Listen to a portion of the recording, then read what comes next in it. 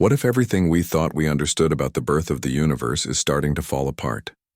According to several Nobel Prize-winning scientists, there's something seriously wrong with new data collected by NASA's James Webb Space Telescope, JWST. This $10 billion space observatory was designed to look deeper into the cosmic past than any instrument before it. Yet instead of reinforcing our current theories, it has delivered a shocking revelation. The universe may not work the way we believed. Within just months of becoming operational, JWST captured data that has stunned the world's leading cosmologists. Galaxies that are far too massive, luminous, and evolved to fit within our existing models of how the universe formed. Among those, sounding the alarm is Nobel laureate Adam Rees, who won the prize for discovering the accelerating expansion of the universe. He now acknowledges that these observations raise a thrilling but unsettling possibility. We may have fundamentally misunderstood the universe. The telescope's observations of the cosmic dawn, the era shortly after the Big Bang, are forcing scientists to rethink decades of established theory about the formation of cosmic structures. This nightmare data, as some have called it, is causing cosmologists to question the foundational assumptions of their field. So, what did the James Webb Space Telescope actually see that has caused such upheaval? One of its most surprising discoveries was galaxies forming just 300 million years after the Big Bang, an extremely short time in cosmic terms. Contrary to expectations, these galaxies weren't primitive or shapeless. Instead, they appeared well-formed, massive, and full of stars. According to previous models, there simply shouldn't have been enough time for such complex structures to emerge.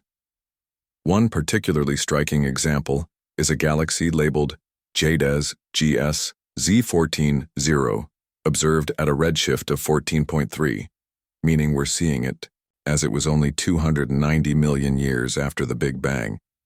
Far from being a faint smudge, it spans more than 1,600 light-years and is ablaze with star formation.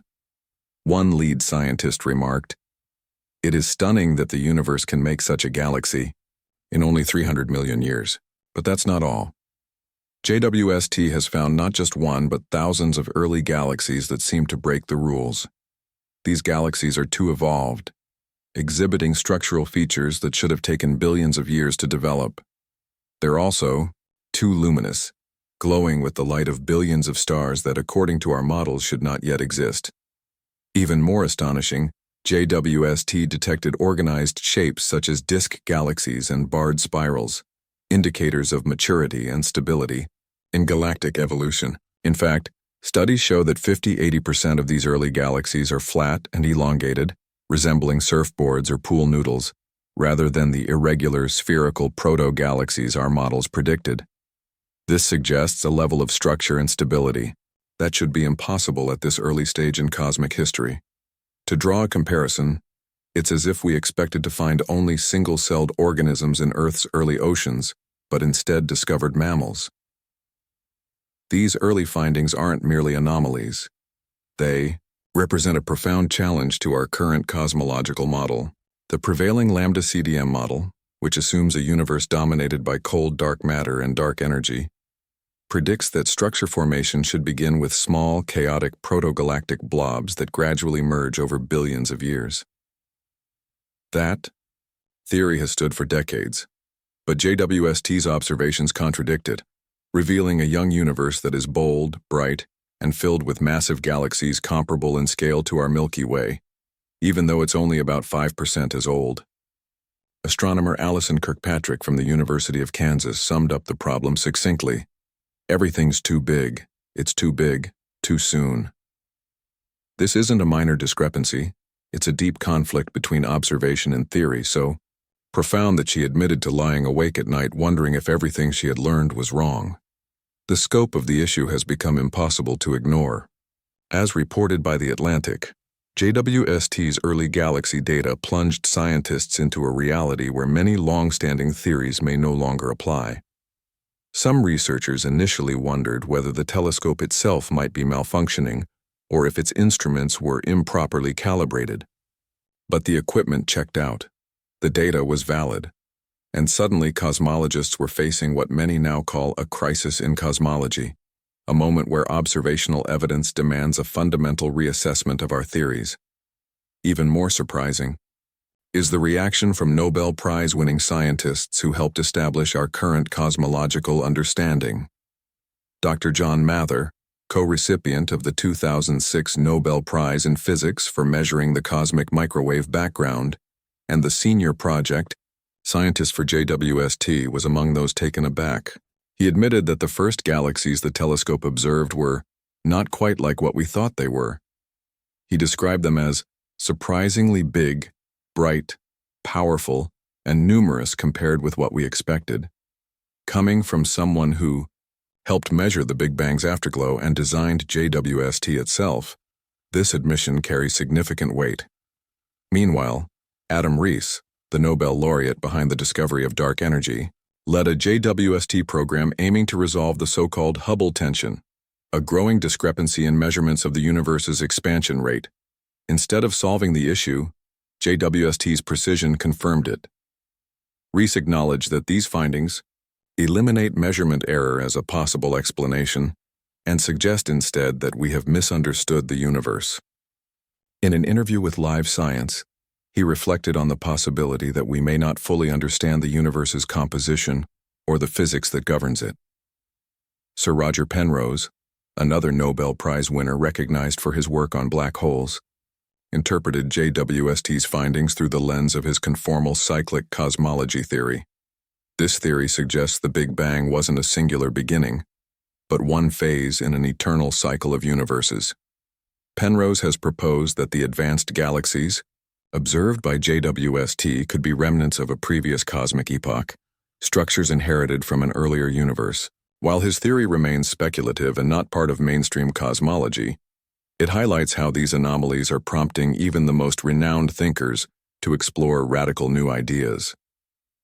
What unites the reactions of these Nobel laureates is the realization that JWST is not just filling in gaps in our cosmic understanding, it's shaking the very foundations of the framework itself.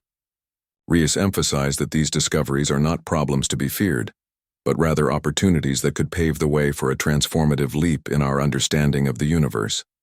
But the surprises didn't stop there. JWST also intensified what many scientists already considered one of the biggest problems in modern cosmology: the Hubble tension. For years, astronomers have obtained two different values for the Hubble constant, the universe's expansion rate. Local measurements using nearby celestial objects suggest an expansion rate of about 73 kilometers per second per megaparsec. However, calculations based on the cosmic microwave background yield a lower rate of around 67. This 9% discrepancy might seem minor, but in the realm of precision cosmology, it's massive. Far beyond any acceptable margin of error.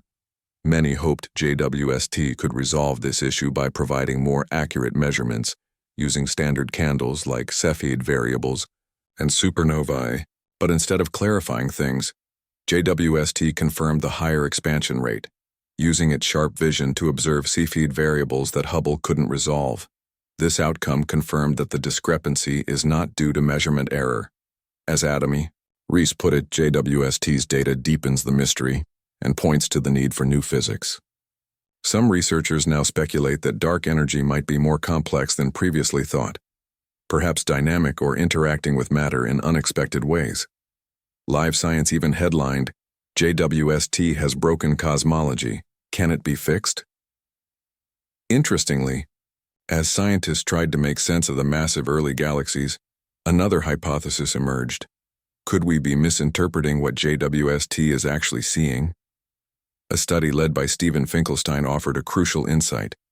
Some of the seemingly massive early galaxies might not be as large as initially believed. The reason? Supermassive black holes at their centers, known as quasars or active galactic nuclei, were emitting enormous amounts of energy. This intense radiation made their host galaxies appear much brighter in JWST's infrared images, tricking astronomers into overestimating their mass. When the black hole glare was accounted for, the inferred mass of several early galaxies dropped significantly, aligning them more closely with theoretical predictions. While this finding resolves some discrepancies, It opens a new mystery. Why are supermassive black holes showing up so early in the universe? How did such enormous black holes, some with millions or even billions of solar masses, form so quickly after the Big Bang? This question has now taken center stage, and even after correcting for quasar glare, JWST still observes an unexpectedly high number of early galaxies, suggesting that the pace of galaxy formation in the young universe was faster than predicted. These findings are prompting scientists to revisit several assumptions.